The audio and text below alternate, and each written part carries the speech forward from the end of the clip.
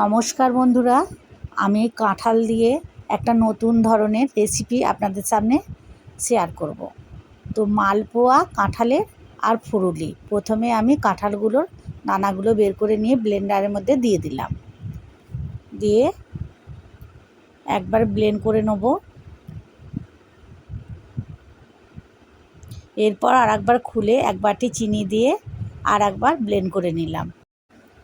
এবার একটা পাত্রের মধ্যে দিয়ে এক বাটি সুজি দিয়ে দিলাম, 4 চামচ চালের গুঁড়ো দিয়ে দিলাম,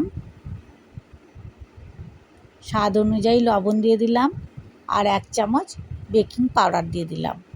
দিয়ে ভালো করে ফাটিয়ে নেব।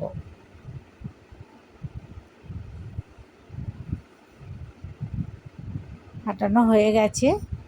এবার 15 মিনিটের জন্য আমি ঢাকা দিয়ে রেস্টে রেখে দেব।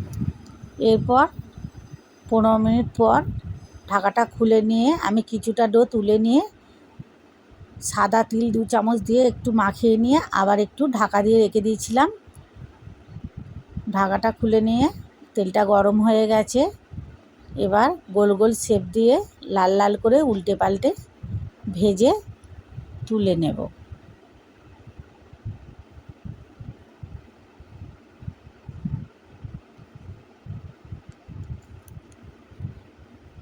এরপর আবারও কিছুটা ছিল, সেটাকেও আমি কড়ার মধ্যে দিয়ে লাল লাল করে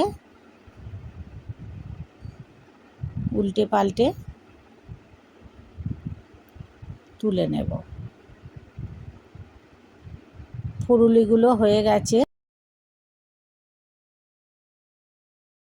বাকি যে ডোটা রেখেছিলাম কিছুটা মৌরি দিয়ে জল দিয়ে পাতলা করে এবার ফাটিয়ে নিয়ে একটু হাতা করে এক হাতা তেলের মধ্যে দিয়ে দিলাম। দিয়ে নেড়ে চেড়ে উল্টে পাল্টে এটাকেও ভেজে তুলে নিলাম। নিয়ে সব কটা মালপোয়া এক এক করে আমি ভেজে তুলে নেব। সব কটা মালপোয়া আমার ভাজা হয়ে গেছে। তো দেখুন বন্ধুরা কত সুন্দর হয়েছে, দেখতেও যত সুন্দর হয়েছে খেতেও তত সুন্দর। যারা কাঁঠাল খেতে না ভালোবাসেন এরকমভাবে মালপোয়া ফুরুলি করে খাবেন, অবশ্যই ভালো লাগবে। তো আমার রেসিপিটা যদি ভালো লেগে থাকে লাইক কমেন্ট শেয়ার করে দেবেন। নমস্কার।